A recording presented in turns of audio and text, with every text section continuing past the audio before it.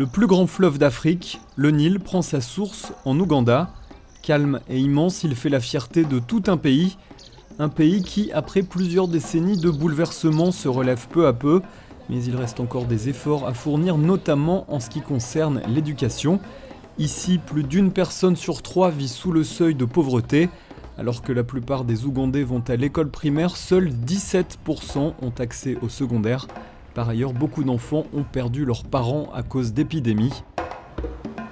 C'est dans ce contexte qu'Opportunity Bank Uganda Limited développe son programme d'accès à l'éducation. Le but, financer les écoles et accroître les échanges entre elles. L'école Hilton, située dans une zone rurale à l'est du pays. Les ouvriers sont en plein travail, ils construisent une nouvelle salle de classe.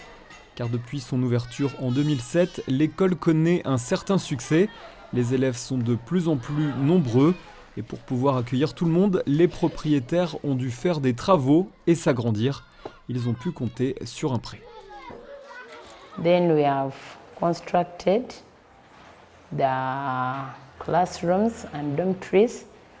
We have installed water. We have managed even the painting because all these buildings were not painted and some even had no floor. But we have managed all that. Dans cette région isolée et très pauvre, les écoles sont rares et les familles n'ont pas forcément les moyens de payer les transports. Children were moving long distances to access education, but at least now, with the near facility near them, it is easier for them.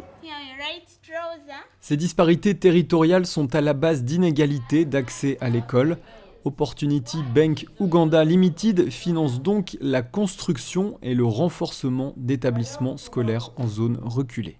Especially in the eastern part of the country, like where we are right now, we have few government schools and children have to travel long distances to access school.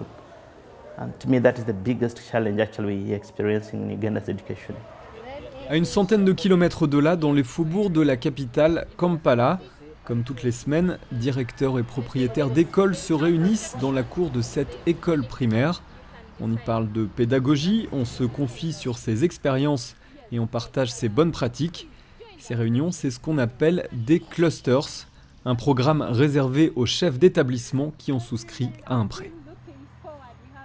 A cluster, I could say it's a group of people coming together such that they achieve a common objective. It brought us seminars, bring our teachers together and training them on how an effective teacher should be, training them on the do's and don'ts. Opportunity Bank Uganda Limited souhaite poursuivre le développement de ses clusters et de ses programmes. Depuis 2012, la banque a aidé plus de 400 écoles et fédéré des dizaines de clusters.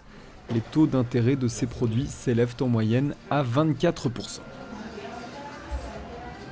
If you talk about transformation, the way we look at it as Opportunity Bank, we think education is the key to transformation of communities, transformation of people.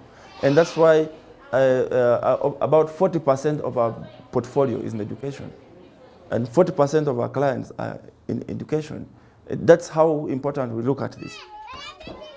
Si Opportunity Bank Uganda Limited remporte le prix européen de la microfinance, elle compte réinvestir l'argent pour renforcer ses programmes. Sa principale ambition sera de désenclaver la région d'Oyam, une région retirée du nord du pays.